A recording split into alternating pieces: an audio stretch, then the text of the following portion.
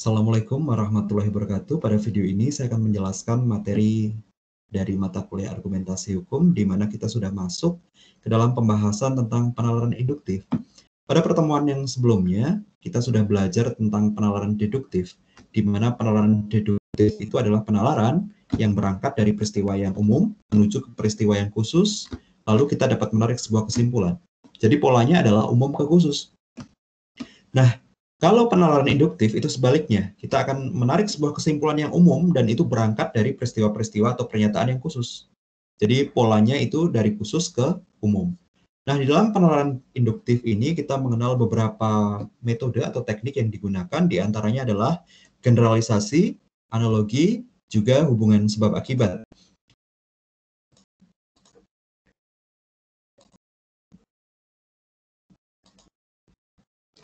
Penalaran induktif adalah proses yang berpangkal dari peristiwa yang khusus yang dihasilkan berdasarkan hasil pengamatan untuk menghasilkan sebuah kesimpulan yang sifatnya umum. Jadi dalam contoh ini kita bisa melihat ada beberapa peristiwa khusus yang kemudian menjadi dasar untuk menarik sebuah kesimpulan yang sifatnya lebih umum. Kucing berdaun telinga berkembang biak dengan melahirkan, itu peristiwa khusus. Kelinci berdaun telinga berkembang biak dengan melahirkan. Kemudian panda berdaun telinga berkembang biak juga dengan melahirkan. Lalu kesimpulannya yang sifatnya lebih umum, bahwa semua hewan yang berdaun telinga berkembang biak dengan melahirkan. Nah, beginilah rupanya perkembangan ilmu pengetahuan juga sangat dipengaruhi oleh penalaran induktif. Kesimpulan-kesimpulan generalisasi seperti ini sering dilakukan dalam bagaimana orang mengembangkan ilmu pengetahuan. Karena apa? Karena penelitian-penelitian juga banyak dilakukan dengan model penalaran induktif seperti ini. Penalaran induktif itu bisa berbentuk generalisasi, analogi, atau hubungan sebab akibat. Ini yang tadi saya sampaikan. Jadi, apa itu generalisasi, apa itu analogi, dan hubungan sebab akibat. Nanti kita akan melihat masing-masing dalam sesi ini.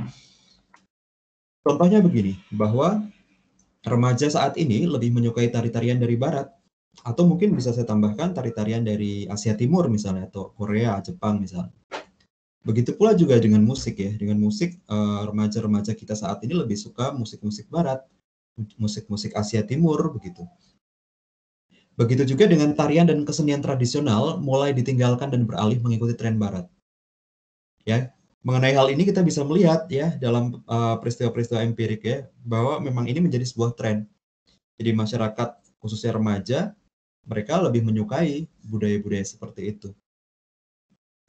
Ya, 1, 2, 3 peristiwa-peristiwa khusus terkumpul, kemudian dapatlah ditarik kesimpulan yang sifatnya umum, bahwa penerimaan terhadap budaya luar yang masuk tidak disertai dengan pelestarian budaya sendiri, itu lama-lama bisa menggeser kesenian dan budaya tradisional. Nah, ini sebuah kesimpulan yang sifatnya umum. Diambil dari mana? Dari peristiwa-peristiwa yang berkembang, yang peristiwa-peristiwa empirik yang terjadi.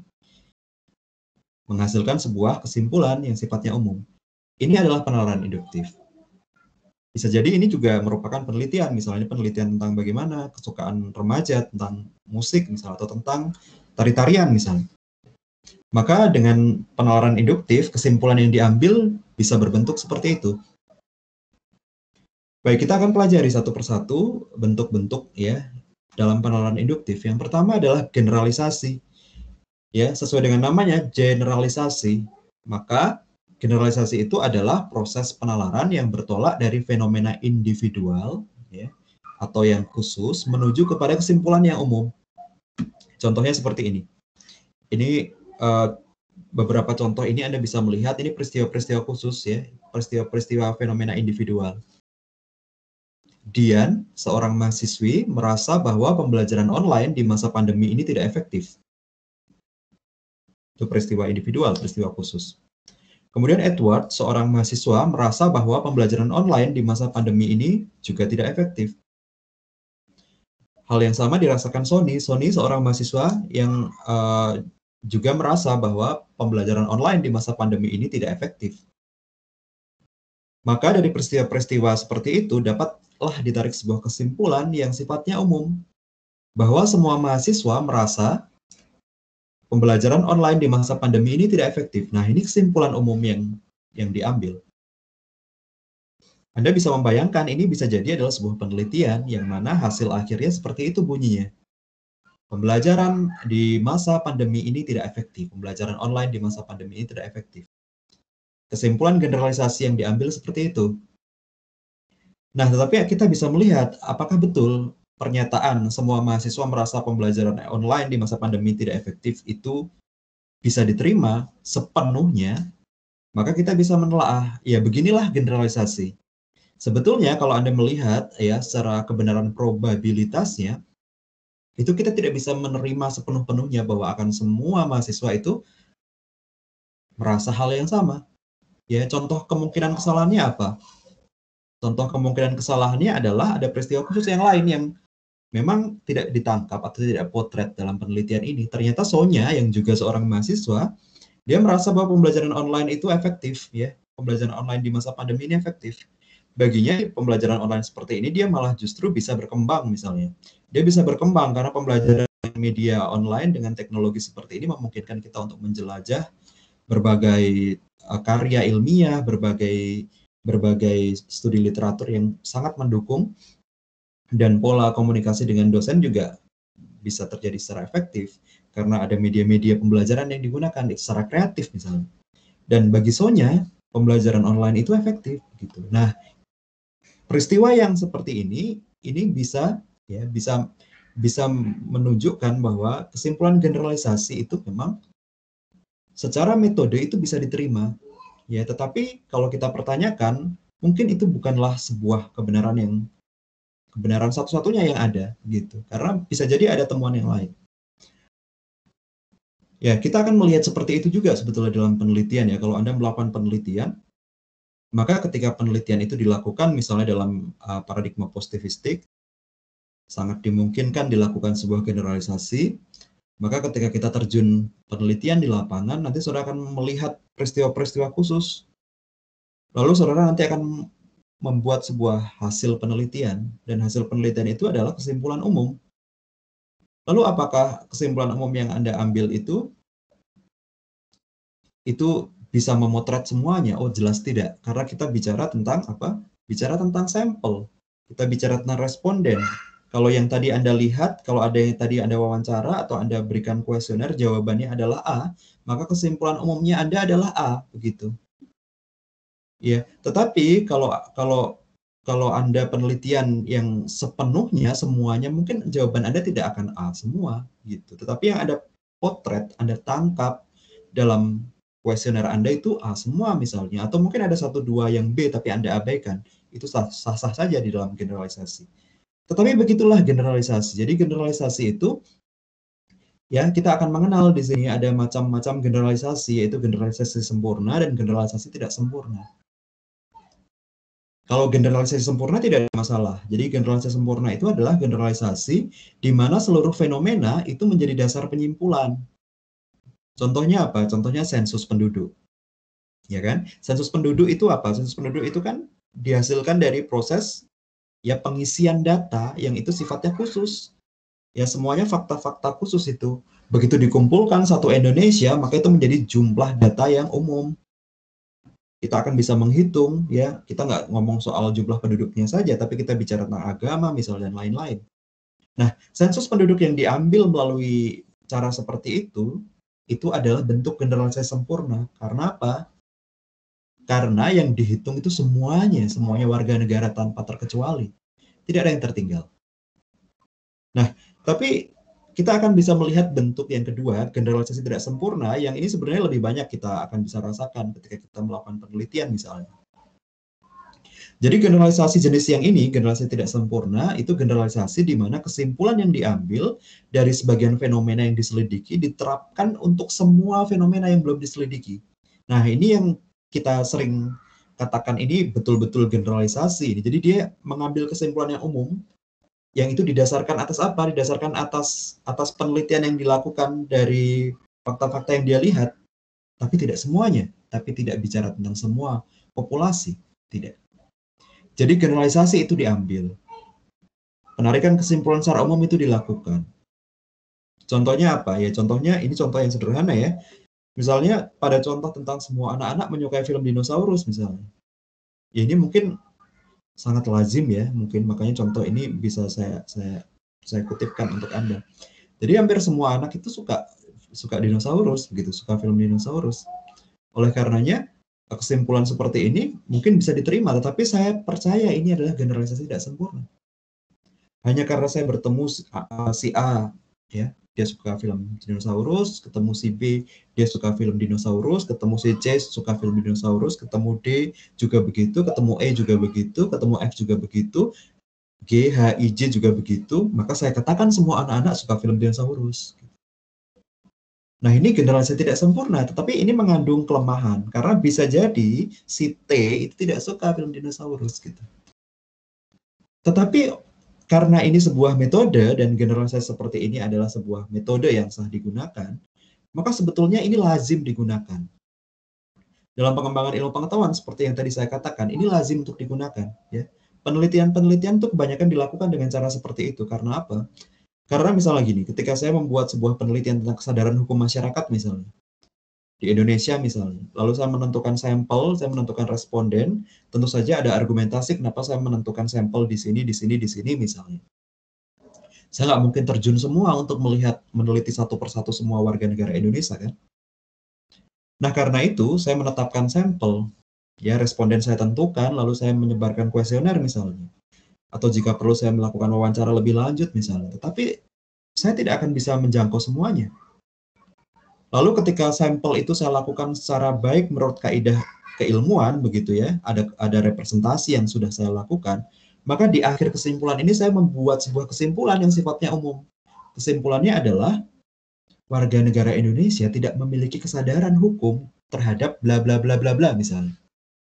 Itu kesimpulan yang saya ambil. Dan itu adalah hasil generalisasi tidak sempurna. Ini sah-sah saja dilakukan. Ini sah-sah saja dilakukan dalam konteks keilmuan, ini sah-sah saja dilakukan dan itu sering dilakukan. Itu bahkan sah dinyatakan dalam paradigma positivisme. Jadi generalisasi itu sangat lazim dilakukan dan hampir semua pengembangan ilmu pengetahuan dilakukan dengan cara itu. Saya juga melihat misalnya ya, kalau kita melihat dalam bagaimana dinamika pemberitaan di media massa kita juga sangat lazim menggunakan generalisasi dan mungkin kita juga menerima itu tanpa debat, tanpa celah, seperti merasa oke saja gitu. Misalnya ada fakta-fakta tertentu yang terjadi, lalu kemudian ditariklah kesimpulan yang sifatnya umum, dan itu sebetulnya adalah bentuk generalisasi tidak sempurna. Contohnya apa ya? Contohnya begini misalnya. Ini misalnya kita bayangkan ya, kita bicara tentang sepak bola misalnya. Kita bicara tentang sepak bola, misalnya kita lagi bergulir liga ini. Misalnya ketika PSS bertanding di Semarang begitu, kemudian Semarang misalnya PSS lawan Persib, lalu Snack Panser Biru kemudian ribut dan mereka membuat keributan ya. Kemudian ada Viking yang datang, kemudian mereka misalnya mereka ribut, mereka tawuran gitu ya. Saling menghadang misalnya seperti itu. Muncullah berita di koran. Supporter PSIS Semarang tidak sportif misalnya. Ini contoh ya, mohon maaf. Kalau Anda merasa sebagai Panser Biru, maaf ini hanya contoh saja. Lalu di kesempatan berikutnya misalnya, di tempat yang lain misalnya di Surabaya misalnya, ketika Persebaya misalnya menjamu Persija misalnya, juga sama terjadi keributan. Kemudian muncullah berita supporter sepak bola Indonesia supporter Persebaya tidak sportif, supporter Persebaya dan Jackmania ribut misalnya seperti itu. Lalu ternyata kejadian itu juga terjadi misalnya di Bandung misalnya, terjadi di Palembang misalnya, terjadi misalnya di Balikpapan misalnya. Semua peristiwa berlanjut seperti itu, yaitu adalah peristiwa-peristiwa khusus, ditariklah sebuah kesimpulan. Kesimpulan besarnya menjadi sebuah headline yang diperbincangkan begitu, bahwa supporter sepak bola Indonesia tidak dewasa. Gitu. Nah, itu teknik yang sering dilakukan. Pemberitaan kita juga lazim menggunakan generalisasi dalam membuat sebuah berita. Gitu. Dalam menyajikan sebuah fakta, dimaksudkan itu untuk menyajikan sebuah fakta. Tetapi kalau kita mengenali ini secara ilmunya, itu adalah generalisasi tidak sempurna sebetulnya, dan itu mengandung kelemahan, karena itu tidak semua akan seperti itu. Masyarakat sepak bola kita juga masih sportif kok, masih ada yang dewasa juga. Dan juga hal-hal seperti itu juga mungkin terjadi karena faktor-faktor yang kita tidak tahu dan kita tidak bisa sangka begitu. Dan kita tidak bisa samakan apa yang terjadi di Semarang, Surabaya, Balikpapan, Palembang, begitu kan. Jadi itu generalisasi tidak sempurna gitu. Ya, ini sangat sering sekali terjadi. Kalau Anda baca berita-berita begitu, itu akan sangat sering terjadi dan generalisasi itu sering dilakukan oleh pers kita.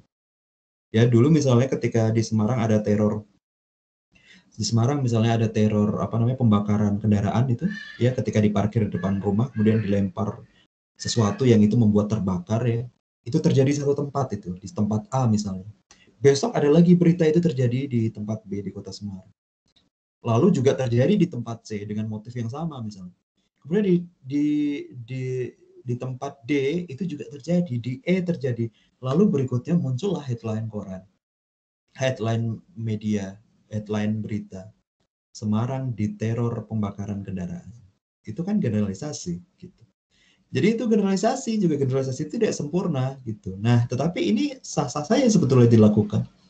Ya, sah-sah saja sebetulnya dilakukan. Dan kita harus merenungkan itu dalam konteks penalaran sebetulnya kita harus merenungkan itu dan kita tahu itu adalah bentuk generalisasi tidak sempurna. Nah, berikutnya jenis yang kedua adalah analogi.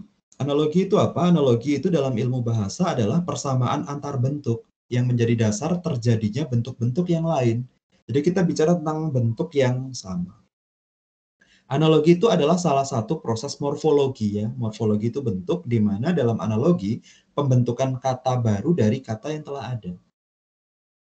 Analogi itu dilakukan karena antara sesuatu yang dibandingkan itu memiliki kesamaan fungsi atau peran. Ya, ini contohnya seperti ini. Untuk menjadi sebuah pemain sepak bola, untuk menjadi seorang pemain sepak bola yang profesional dan berprestasi, dibutuhkan latihan yang rajin dan ulet. Itu kita bisa terima ya, pernyataan seperti ini kan kita bisa terima. Betul, untuk menjadi seorang pemain sepak bola yang handal, butuh latihan yang rajin dan ulet. Nah, bentuk yang ini kemudian disamakan dengan pernyataan yang lain. Pernyataan yang lain itu adalah, begitu juga dengan seorang dokter. Untuk menjadi sebuah dokter yang handal, dokter yang profesional, dibutuhkan pembelajaran atau penelitian yang rajin dan ulet gitu. Nah, kita membandingkan ini tentang dua bentuk pernyataan. Kemudian, oleh karena itu, untuk menjadi seorang pemain bola maupun menjadi seorang dokter diperlukan latihan atau pembelajaran yang rajin dan ulet gitu. Jadi kesimpulannya seperti itu. Ini sama ini, analogi di bentuk yang pertama disamakan dengan analogi di bentuk yang kedua.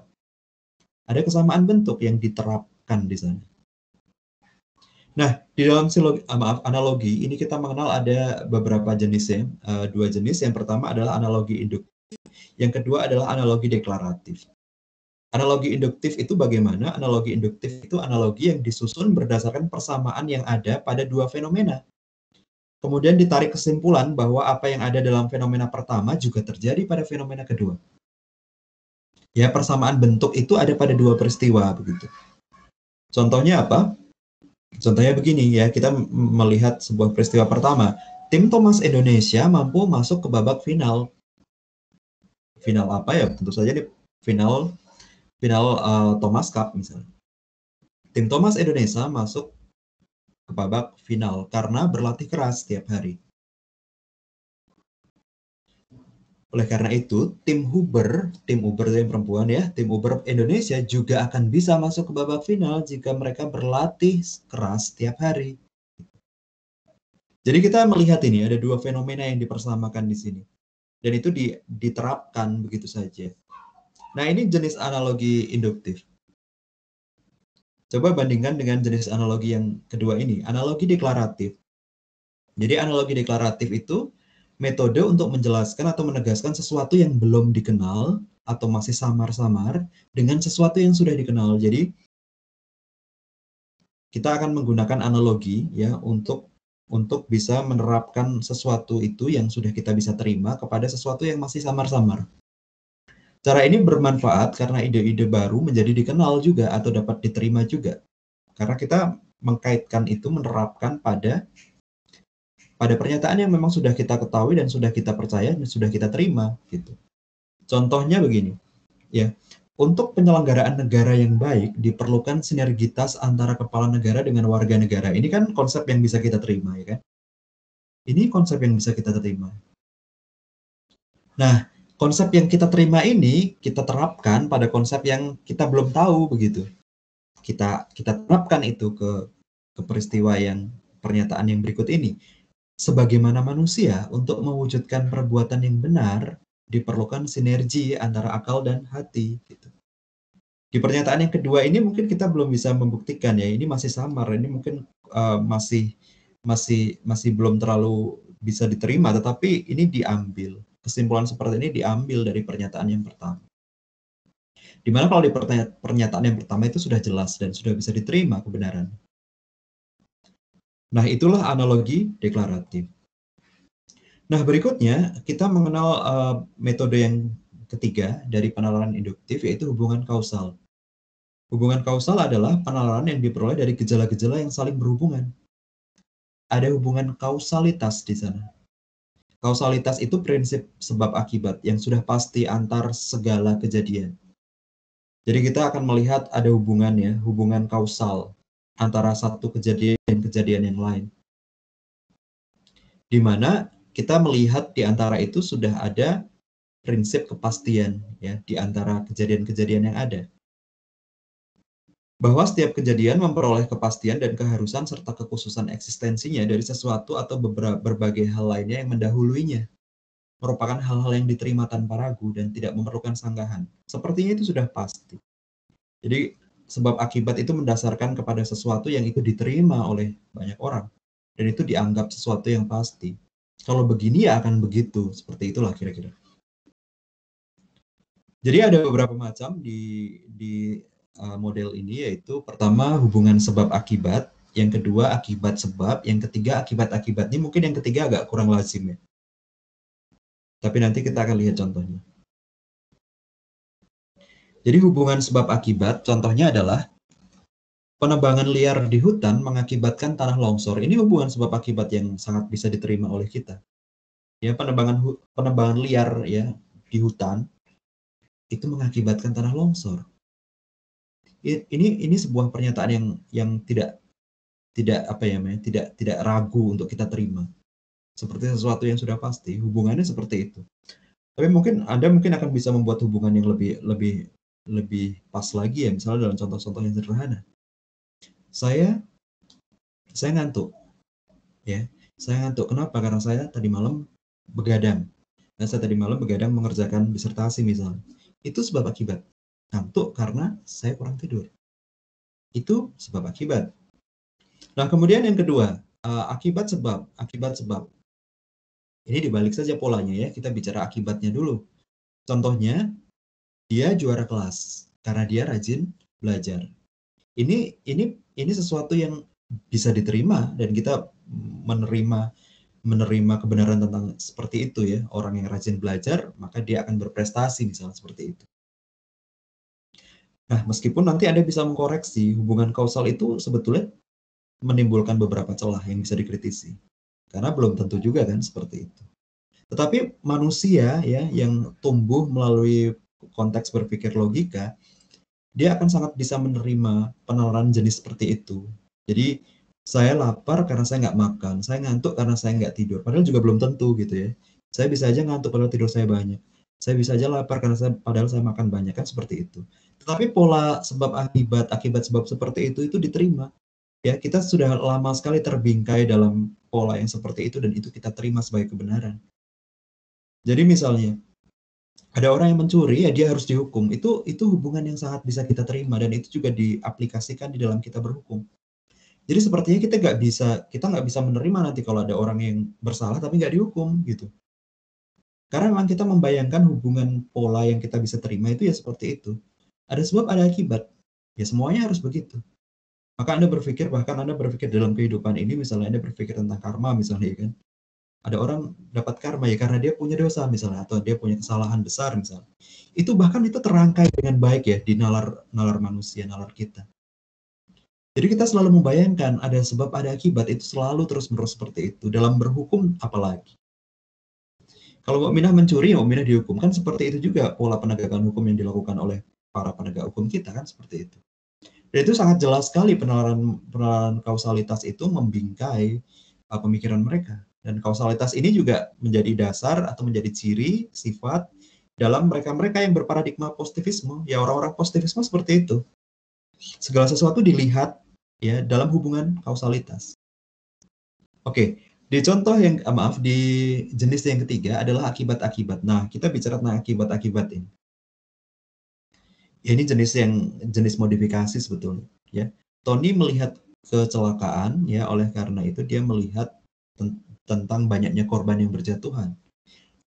Dia melihat kecelakaan, dia ngomong sebab, tapi dia memikirkan dia ngomong akibat, tapi dia memikirkan akibatnya lagi.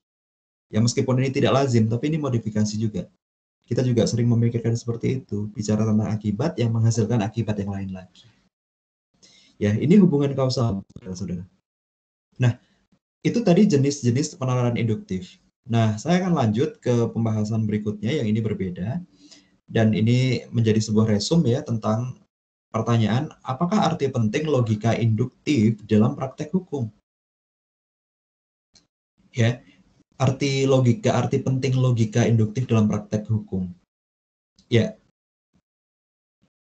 logika induktif itu sangat sering dilakukan para penegak hukum. Logika induktif itu bahkan membingkai, menuntun bagaimana penanganan perkara itu ya, sejak penyidikan, penuntutan, maupun pemeriksaan perkara di persidangan. Selalu bermula dari proses berpikir induktif, berupa generalisasi. Bagaimana ini cara menunjukkannya? Cara menunjukkannya begini, kalau Anda misalnya ya membawa sebuah peristiwa untuk misalnya diproses secara hukum, dari sejak awal penanganan perkara itu pasti yang dibutuhkan adalah apa? Yang dibutuhkan adalah fakta-fakta itu dikumpulkan. Fakta-fakta itu artinya apa? Artinya peristiwa-peristiwa khusus. Ya. Peristiwa-peristiwa khusus itu dikumpulkan ya, kemudian dirumuskan, diidentifikasi, lalu kita lihat hubungan sebab akibat, ya, kita akan bisa melihat mereka-reka probabilitasnya, lalu kita bisa menentukan, oh iya, ini ada pasal yang dilanggar. Ini bisa kena dengan pasal ini. Kita bisa melakukan penerapan hukum di situ. Ya kan? Di sini kan kita melihat tentang pola itu. Pola apa? Pola dari yang khusus ke umum. Jadi kalau Anda misalnya mengajukan sebuah kasus, misalnya untuk diproses secara hukum, maka penegak hukum nanti akan mengumpulkan fakta-fakta yang ada.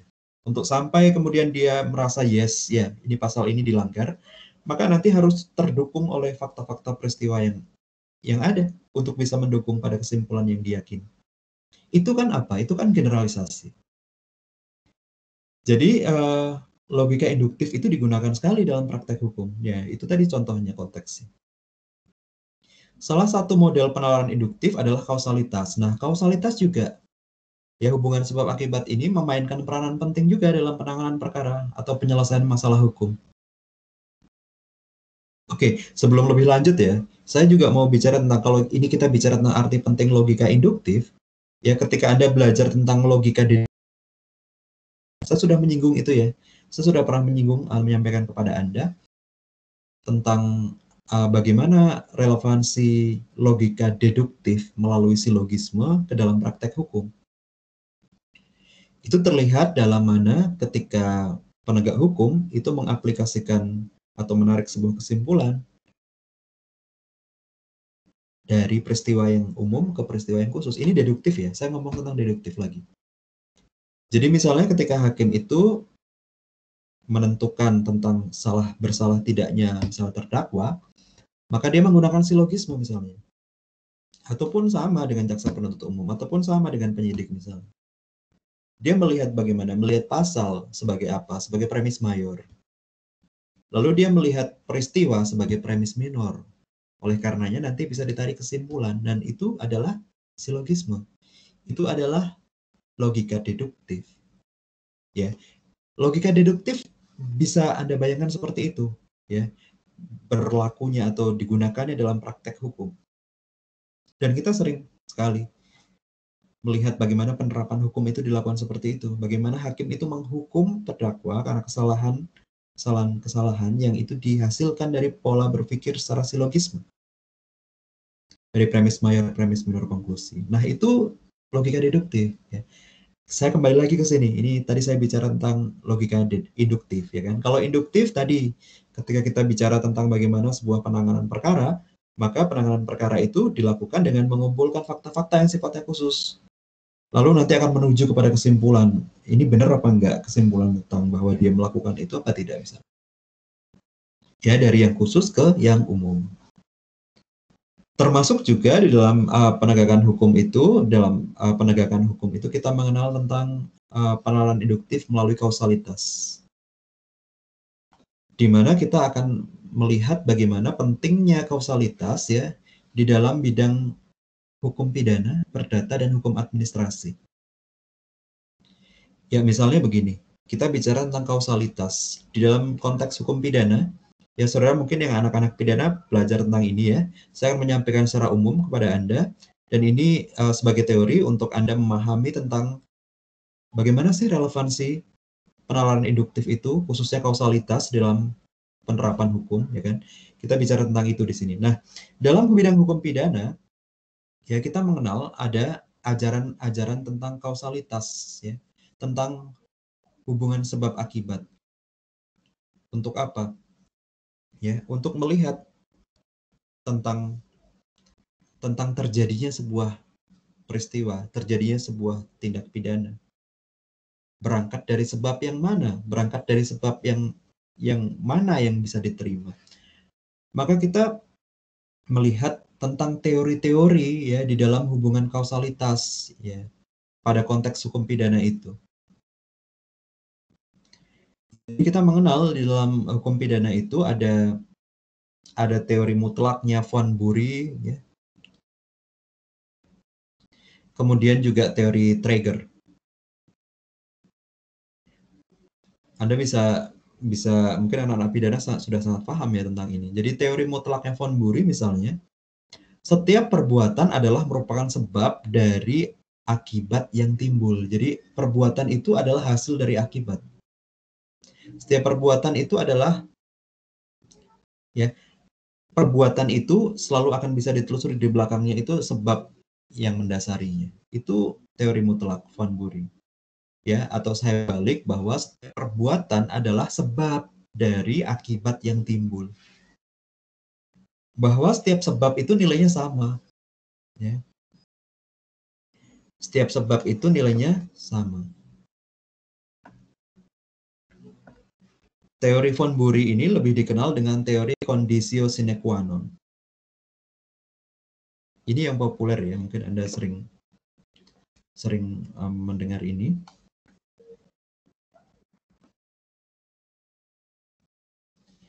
Kritik terhadap teori ini ya, karena kita bicara tentang semua sebab itu nilainya sama, maka teori ini dikritik bahwa hubungan kausalitas itu membentuk akhir. Ya, lalu sebabnya yang mana kalau semua sebab itu bernilai sama? Karena apa? Karena tiap-tiap sebab itu sebenarnya merupakan akibat dari sebab yang terjadi sebelumnya, gitu. Misalnya begini, dalam konteks kasus misalnya ada seorang yang ditembak mati oleh orang lain, maka kalau kita bicara tentang teorinya von Bury itu, maka kematian orang itu ya, itu terjadi bukan hanya karena dia ditembak, tetapi juga karena ada orang yang menjual senjata api. Kemudian juga ada perusahaan senjata api. Nah, semuanya kena ya kan? Sebabnya itu semua ya sampai ke belakang. Semuanya ikut. Ya, oleh karena itu ini yang menjadi kritik karena hubungan kausalitas itu membentang semuanya di sana. Jadi teori ini oleh Van Hemel kemudian dilengkapi ya. Jadi menurut Van Hemel setiap perbuatan adalah sebab dari akibat yang timbul dengan keharusan adanya unsur kesalahan. Nah, ini yang disampaikan oleh Van Hemel. Dia mencoba melengkapi. Harus ada unsur kesalahannya.